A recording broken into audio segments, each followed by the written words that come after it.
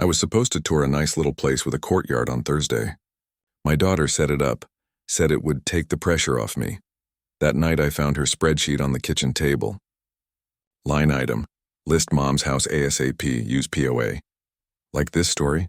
Hit like so other people who've been pushed around find it too. Subscribe if you believe in patient, poetic justice, because what you're about to hear is a masterclass in it. The kitchen clock in my old craftsman house clicks like a metronome. It always has through birthdays and burned casseroles, rainstorms, and laughter. But that Tuesday night, the ticking sounded like countdown beeps. On the table, my daughter's laptop left open, her lemony hand sanitizer scent still hanging in the air. The spreadsheet was a tidy little execution plan. Columns for move date, estate sale vendor, assisted living deposit, and POA notarized. POA. Power of attorney. I'm 69. My hands are veined and my knees ache in the morning when I stand, but my mind is not a drawer you can empty. I still do the crossword in ink. I still remember the exact paint color my late husband and I chose for the living room, summer quince. I remember the way he coughed into his sweater during chemo, trying to hide the sound so he wouldn't scare me. I raised my daughter alone after he died. Her name is Caitlin. Kate, she insists now, like the vowel herself is something to outgrow. When she was small, she would fall asleep on my shoulder, her hair smelling like apples and outside. I fought for every field trip fee and shoe size and piano lesson. I taught her how to braid her hair and to send thank you cards. I taught her that we don't throw people away. The spreadsheet said otherwise. When she came over the next morning, she wore that corporate smile that never touched her eyes. She tapped her acrylic nails on the counter too loud in my kitchen. "Mom," she said, "I just want what's best for you. You fell last month. You left the stove on." "I left the kettle on," I said. It whistled. I turned it off. She tilted her head sympathetic like a nurse in a commercial. "You repeated yourself on the phone. Twice. Because you didn't answer the first time." So I repeated the question. Her eyes slid to the hallway, where every picture frame holds us in time. My husband in a college sweater, Caitlin with a missing front tooth, me with my hair big as the 80s, her mouth pinched. "Look," she said, gentling her voice like she's talking to a client. "There's this wonderful place on Maple. They do art therapy and gardening. The courtyard has raised beds. You'd love it." "I have a garden," I said. "There." I pointed out the window at my actual living garden, the tomato cages rusting from a season of rain, the basil trying its best. I planted that bed in the spring with knees in the dirt and dirt under my nails. The same nails that held her when she cried at 12 because a friend said her teeth were crooked. "It's not safe for you here anymore," she said. Her hand touched my arm. It was a careful touch. Not warm. I looked at her hand, then at her eyes. "Who told you that?" Her cheeks colored faintly. "I talked to a counselor. They said it's normal for elders to resist change. That sometimes we have to make hard choices for them. I imagined the counselor and the buzz of fluorescent lights over clipped voices. I imagined words like capacity and burden. I imagined Caitlin nodding, earnest, wanting to be the good daughter the way she's always wanted to be the good student, the good employee, the girl with the newest bag and the cleanest apartment and the most curated empathy. "Whose name is on the listing agreement?" I asked. She flinched. She hadn't expected me to be blunt. "Mom, no one has signed anything, okay? I was just exploring options. And, she swallowed. "We should get your POA set up, just in case. So we can help you with, like, bills and my house," I said. Silence stretched, thin as ice. She smiled again. "It would be such a relief for you." "For me?" "For her."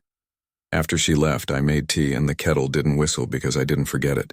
I sipped at the sink and watched a squirrel disassemble my bird feeder like a little engineer. My hands shook. Not with age. With anger. Then guilt for the anger. Then a grief that hit like a slow wave. Where had I lost her? Was it when I started saying no to every little convenience she asked for? Was it when I gave money I didn't have for her first apartment, saying, "Just pay it forward someday," and she'd said, "Of course I will"? I called my neighbor Rosa. She's younger than me by a decade and full of opinions. "She wants the house," Rosa said, not bothering with cushion. They all do in the end. The nice kitchen, the trees, the equity like a bulging piggy bank. They look at you and see a deed. She's my daughter. The words felt like a prayer or a plea. "And you're her mother, not a staircase," Rosa said. "Don't let her walk on you." That night I couldn't sleep. The house creaked in familiar ways. The settling sigh of old joists, the tap of a branch against the bedroom window. I lay awake and listened for my husband's phantom cough and heard only the clock counting down. In my mind, an image repeated, Caitlin in my doorway with a moving box. Her voice bright, "This will be so much better for you, Mom." Like putting me away was a gift with a bow. Around 3 a.m. I rose. I took out the file box from the hall closet, the one that holds every important paper of my life. Birth certificates, marriage license, tax returns.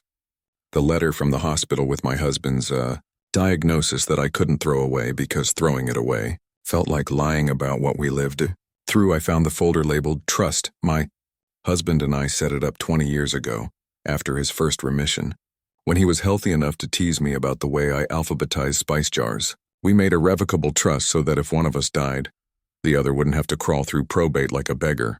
He insisted we be practical even when it hurt. I ran my finger along the embossed name of the attorney who set it up. I knew she had retired. I knew someone else would be in her office now, someone young and sharp, someone who could tell me how to make sure no counselor with pamphlets, no daughter with spreadsheets could push me out of my own life. At 8:02 a.m., as soon as the office opened, I called. "Law offices of Shah and Patel," a voice chirped. "How may I help you?"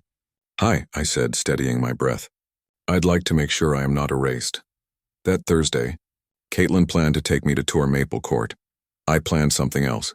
If you've never watched your child treat you like a problem to be solved, be grateful. It starts with tiny cuts. "Let me take that, it looks heavy," she says, and you feel both loved and downgraded. Then there's the bigger cut. "We'll handle your prescriptions," said as if your brain is a stubborn dog. And then the bleeding. A stack of forms that say things like principal and agent and durable and irrevocable, and your own name in a font that somehow looks less like you. We pulled into a narrow lot between a flower shop and a tax preparer with a flickering neon sign. Shah and Patel occupies the second floor of a building with a crooked stairway and a brass railing worn smooth by worry. I eased myself up while Caitlin checked her phone, her thumbs moving fast. One staircase, two, then the suite door. "Reception smelled like coffee and paper, Mom," Caitlin said, confusion dawning. "This isn't Maple Court." "No," I said, and pushed the door open. Attorney Neha Shah is the kind of woman who looks like she can hold 10 thoughts at once and sort them by urgency while you're still finding your words. She shook my hand, then Caitlin's. "Please," she said, "come in." We sat at a glossy table. My trust documents lay open like a map on the road between us. Attorney Shah's pen hovered but didn't write yet. She watched me, not my daughter. It was a relief so powerful I nearly cried. "My daughter wants me to move," I said. "I do not." "It's not like that," Caitlin said quickly. She fell. "She forgets things. I'm just trying to help," I finished, and smiled without teeth. "I know," Shah nodded. "Do you feel safe at home?" She asked me. "Do you manage your own bills? Medication? Food?" Yes, and yes, I said. "I have a list on the fridge and a timer on my phone and a neighbor who drives me to the pharmacy because she doesn't like the way the bus driver brakes." "Do you want your daughter to have power of attorney?" Shah asked, her tone neutral, like a hospital wall. I looked at Caitlin. She was doing that smile again, hopeful. The smile of a person making a case in a meeting. Her leg bounced. She wanted the PR win, got Mom settled, got the house listed, handled the hard stuff. I wanted something else. "No," I said. "Not now." Caitlin's smile wobbled. "Mom, you can help me without owning me," I said. Shah's pen finally moved. "You have a revocable trust," she said, sliding pages so her finger landed on the clause my husband had insisted on. "You and your late husband wanted to avoid probate. You named yourself as trustee and," she looked at me, "you have full authority to sell trust assets if you choose." The words rang like small bells. "You have full authority." I flashed on the Tuesday night spreadsheet, the column labeled estate sale with estimated revenue, like my life was an inventory to be priced. Caitlin leaned forward. "So if I have Paul," Shah held up a hand. "If and only if your mother is incapacitated and the POA is activated under the terms of the document you draft with her." "She is not incapacitated. She passed my brief cognitive screen just now." She smiled, kind but firm. I'm very hard to fool. I exhaled. I hadn't realized I was holding my breath like a child. Your mother, Shaw continued, also has options should she wish to change her living situation. She glanced at me. Options she controls. Options I control. On the way home, Caitlin gripped the steering wheel too tight. I can't believe you ambushed me like that, she said. I looked like an idiot. I needed information, I said. Not permission. You make me sound like a villain, she muttered. I watched the neighborhood pass by. Porches, dogs, laundry on a line, chalk drawings on a sidewalk that said chai in big bubble letters. You're not a villain, I said. You're my daughter. Well, she said, start acting like my mother and let me help you. We didn't speak again until she pulled into my driveway. She didn't come in. Her tires spit gravel as she left. For a week, she texted me articles about elder safety. She sent links to grab bars and step stools and a blanket with sleeves. Then she stopped texting and started showing up unannounced, hovering in doorways, touching surfaces like she was measuring. I tried to ignore the static of it and go about my life. I went to my Wednesday morning water aerobics class, where women with colored caps cling to foam noodles and discuss their bodies like they are teams negotiating contracts. I baked pumpkin bread for Rosa and accidentally made 2 loaves because I have the recipe wrong. And I laughed at myself and ate warm bread with butter anyway. I watched reruns of game shows in the evening and screamed answers at people who could not hear me, the way my husband once did. And even the way I found my voice sounded like him made my chest ache. But then a police officer knocked on my door. Ma'am, he said, hat in hand like a script told him to be gentle.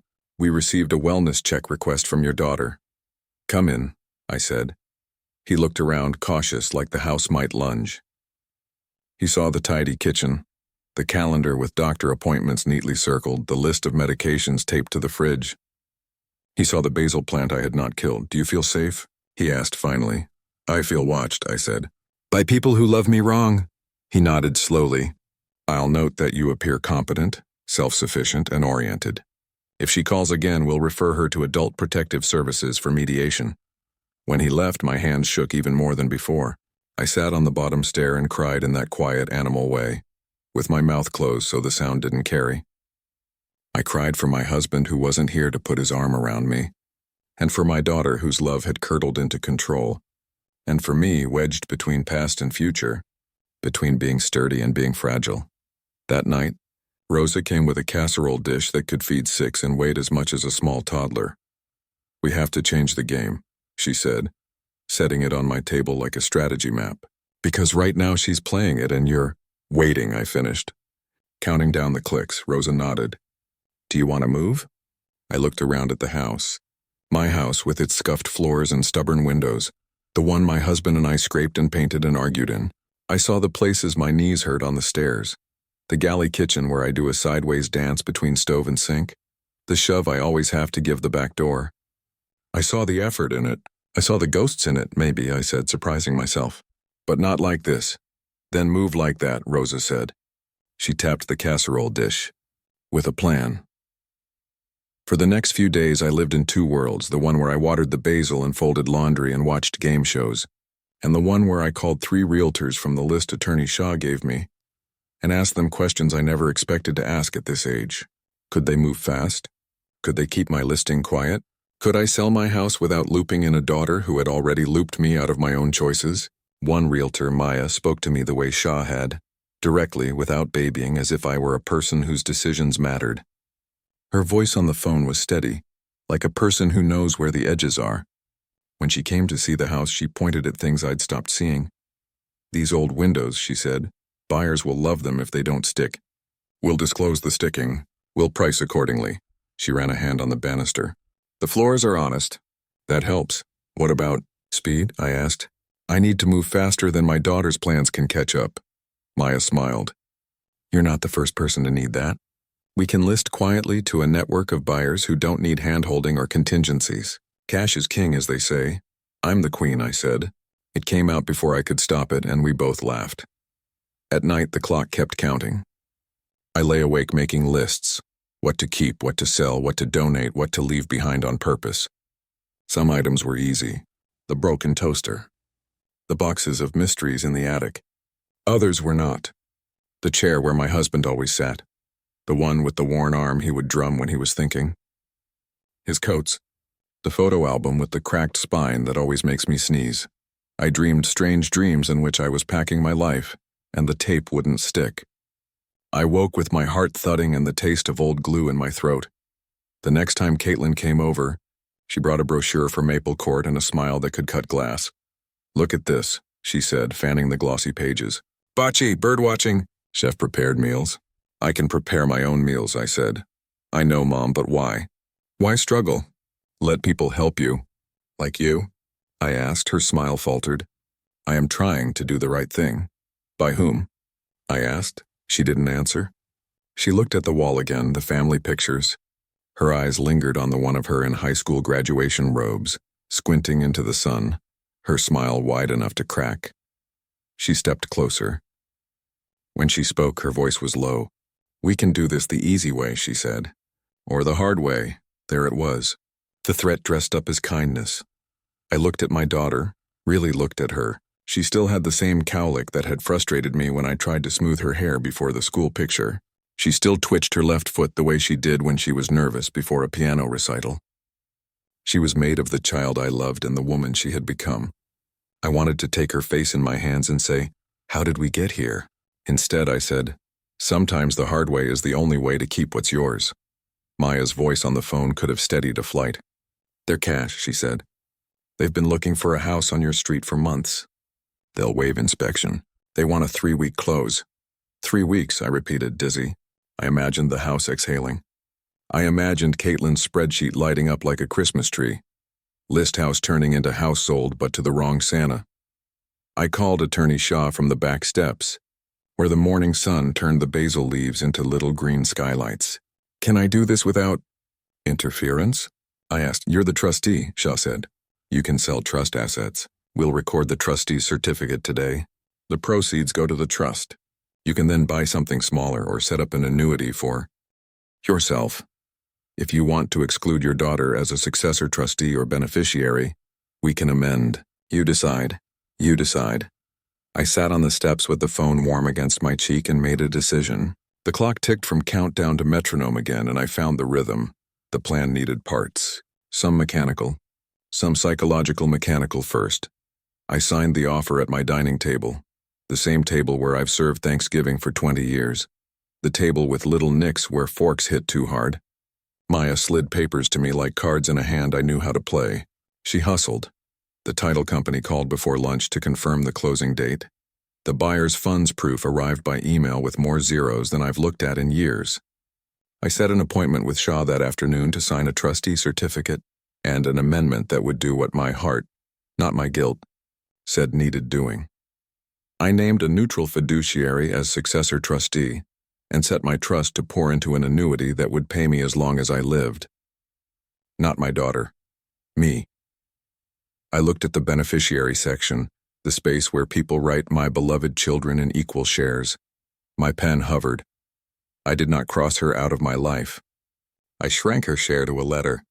The letter said, "You do not inherit houses you tried to take from living people." The letter said it with kindness. And a new beneficiary designation said most of what would have been hers goes to a scholarship fund in my husband's name for kids who need the kind of boost we once couldn't give without sacrificing groceries. Psychological next. Caitlin had to believe she was winning. If she smelled smoke, she'd call the fire department. So I leaned into her story. "Sure," I said on the phone that night, voice light. "Friday works. We can talk about the POA. It would be nice to have help, honestly." "Oh, Mom," she said. A rush of relief so big I could hear it over the line. "You won't regret it." In the silence after, my stomach flipped. I wasn't a liar. But I was a mother, and mothers tell stories to keep the wolves away. I asked Rosa for boxes. She knew from the set of my mouth that the time for casserole and advice had passed. "I'll bring tape," she said, and did. And also brought 3 teenagers from her church who tackled my attic like it was a CrossFit class. I paid them in cash and Gatorade and the promise of a pizza. I ordered the size of a tabletop. They carried out 40 years of accumulation. Stacked chairs, mystery wires, the ghost of a treadmill, a lamp no one ever liked.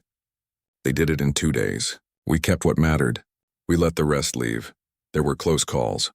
One Maya's assistant called while Caitlin was in the room. I hit decline so fast I dropped the phone. It clattered and slid under the couch, and I had to fish it out while making casual remarks about spam these days. 2. The buyer drove by to measure the porch for a swing. Caitlin, leaving my driveway, rolled past them and waved, thinking they were friends of mine. The buyer waved back, beaming. I nearly fainted in the pantry among the canned tomatoes. 3. The title company needed a copy of my husband's death certificate. The original was in my file box, which I kept in my closet behind my winter boots. I moved it to the trunk of my car. That night I woke at 2 a.m., convinced someone had stolen my car, my papers, the whole fragile legal scaffolding I'd built. I shuffled to the window in my slippers and saw it there, silver in the streetlight, the world intact. I laughed a little and cried a little and went back to bed. The day before the closing, I baked 36 lemon bars because I always bake when something big is about to happen. I wrapped them in wax paper and tied them with string like I was steadying my hands with nuts.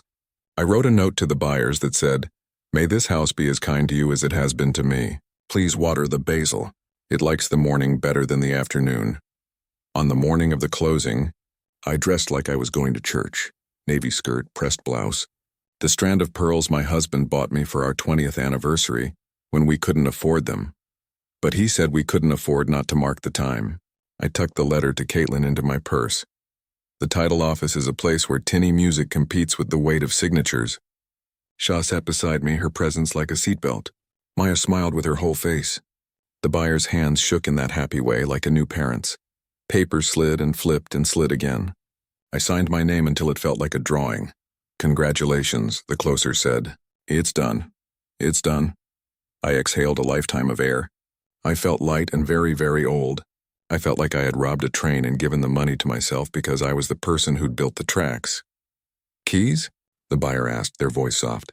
I put my house key on the table with the little brass leaf charm I'd attached so I could find it in my purse. It made a bell sound against the wood. "Wait," I said and pulled the charm off. "Take the key. I'm keeping the leaf." We walked out into bright noon. Shaw shook my hand. Maya hugged me and smelled like peppermint gum and good decisions. I slipped into my car and watched the clock on the dash tick toward 12:30. I was supposed to meet Caitlin at 1 GCO for the POA appointment. I had 30 minutes to tell the truth. I drove to the park where we used to feed ducks when she was little. The ducks aren't allowed bread anymore. Signs say so in polite fonts, but the habit remains. I sat at a picnic table and spread out my letters. The one to Caitlin, one to the director of Maple Court canceling the tour I'd never taken, one to myself that simply said, "You did not fail. You refused to be erased." At 12:58, I texted Caitlin, "Meet me at the house instead.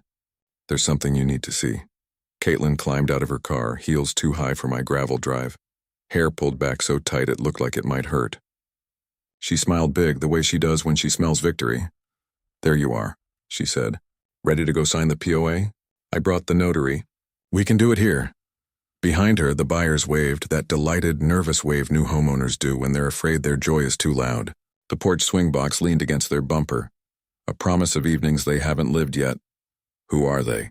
Caitlin asked slowly. "The new owners," I said. Her face did something I'd never seen, an unraveling, a scramble. "What?" I handed her an envelope. Inside, the amended trust summary, the letter, the closing statement with numbers she could add and subtract but not touch. "I sold the house," I said. My voice was so calm it surprised me. "I sold the house you thought you were managing me toward. You..." She looked from me to the buyers to the porch to the lock on the front door, as if the door itself might contradict me. "You can't, you should have, how could you?" "Because it's mine to sell," I said. "Because I am not a staircase." The buyers, bless them, had the sense to hover, respectful. "We can come back," one of them offered, lifting the swing box a little. "If this is..." "It's fine," I said, still to Caitlin. "It's better than fine." Her mouth opened and closed. She is 37 years old and has negotiated contracts and comforted friends and married a man who sells software to hospitals.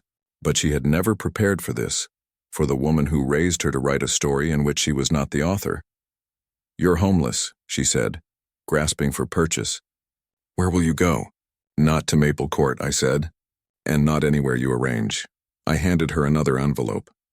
Inside, a move-in packet for a sunny, single-story co-op apartment 4 blocks from Rosa's, with wide halls and no stairs and a farmer's market on Saturdays. A place I chose. A place I could afford because I sold a house and bought back my life. Inside also, a copy of the new successor trustee designation and the beneficiary amendment. I set up an annuity, I said. It pays me enough to live comfortably without asking you for help you give like a favor. Her cheeks colored a hot flush she couldn't hide. So I get nothing, she said, flat. You get me, I said. If you want me. You get visits, dinners, phone calls that aren't checklists. You get a mother who isn't furious every time you walk into her kitchen with a brochure. And the money? She asked. I took a deep breath. This was the hard part, because money gets mistaken for love when love is behaving badly. I left you something, I said. I left you the knowledge that I decided, while I was still allowed to decide what to do with the fruits of my life. I left you boundaries. And I left your father's name on a scholarship that will send kids to college who can't get there alone. Her eyes filled then, quickly, in a way I recognized from when she was small and trying not to cry because crying felt like losing. Her chin set. You're punishing me. I'm teaching you, I said. Late, maybe, but I'm still your mother. The buyers edged forward, apologetic. We're supposed to get the keys? The woman asked gently. Of course, I said and pressed the cold metal into her hand. Welcome home. Caitlin made a noise then, something between a scoff and a sob. How could you be so dramatic, she said, flinging her arm toward the porch, the boxes, the lives intersecting. You could have told me. We could have planned together. You planned without me, I said. Now you're surprised I didn't invite you to the ending. She looked at the envelope again, at the legal words that do not care who is disappointed. She looked at the buyers rolling their porch swing box toward the steps I have swept after every snow for 40 years. She looked at me. I was scared, she said finally, the words like pebbles. You fell. You repeated yourself. I thought, she swallowed. I thought if I handled it first, it would be okay. I thought being in charge would make it less scary. You were scared, I said. So was I. You tried to take control. So did I. Only one of us had the right. She said nothing. Her hands were empty. So were mine. The space between us felt like the space between mean and merciful, between what we want and what we're owed. I'm not coming to your co-op, she said. Childish. I didn't invite you, I said. Adult. She blinked hard, wiped her cheek with the heel of her hand like she used to when she skinned her knee and didn't want to make a fuss. I'll call you, she said. When you're ready to talk to me, not through me, I said. She got in her car and left. The buyers thanked me for the basil tip. Rosa, who had been watching from her own porch with arms crossed like a general, walked over and looped her arm through mine. You're Steele, she said. I'm tired, I said. She squeezed. Steel gets tired, she said. It still holds the bridge. The next weeks were a carousel of ordinary. I moved into my co-op with 2 plants, a sensible couch, and the leaf charm on my new key. I hung 3 pictures. My husband in his college sweater, my daughter with a missing tooth, me with my ridiculous 80s hair. I left the rest in a box because sometimes you don't want your past shouting while your present whispers. I learned where the light is best in the morning, the exact angle my chair needs to be for my knees. The market on Saturday sells peaches so sweet your fingers get sticky. I buy 2, then 3, then 4 because Rosa keeps stopping by for a minute that becomes an hour. The teenagers from her church assemble my bookshelves in 20 minutes flat and then ask for more lemon bars. Caitlin calls.